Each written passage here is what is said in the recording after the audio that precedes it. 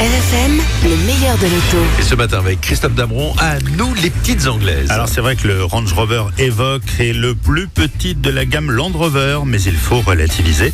Avec 4,37 m, cet Evoque est de la taille d'un BMW X1 ou d'un Audi Q3. Le petit SUV chic, né en 2011, fait un carton plein depuis ses débuts et en 7 ans d'existence, 770 000 exemplaires ont été vendus. Land Rover sort aujourd'hui la deuxième génération de l'Evoque et au premier abord on constate que les designers ont conservé la recette du succès en reprenant les codes de la première version. Et pourtant, tout a changé avec une multitude de détails comme ces poignées de porte affleurantes et le bandeau noir à l'arrière repris du Range Velar, ce qui donne un coup de jeune à l'auto en conservant le style Range Rover. Mais la révolution est à l'intérieur. Le tableau de bord a été simplifié avec 2 écrans tactiles qui suppriment quasiment tous les boutons et permettent de contrôler les différents modes de conduite, la clim, la radio et la navigation.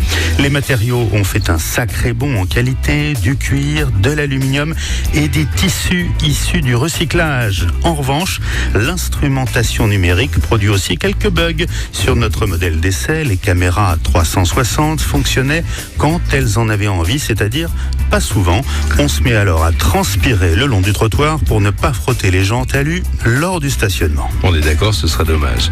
Et au niveau dynamique alors sur la route 1, l'Evoque a énormément progressé grâce à de nouvelles suspensions qui améliorent le confort et gomment la sensation de roulis. Sur les mauvais chemins, le système Terrain Response fait le job. Le conducteur peut choisir entre sable, gravier, boue et ornière, mais un mode automatique sélectionne lui-même le bon réglage en fonction de l'adhérence sur la neige ou sur l'herbe par exemple. Pour les moteurs, l'Evoque est disponible au choix en essence de 200, 250 et 300 chevaux, 4 roues motrices, en diesel avec un petit moteur 150 chevaux, 2 roues motrices, et en 4x4 avec les blocs 180 et 240.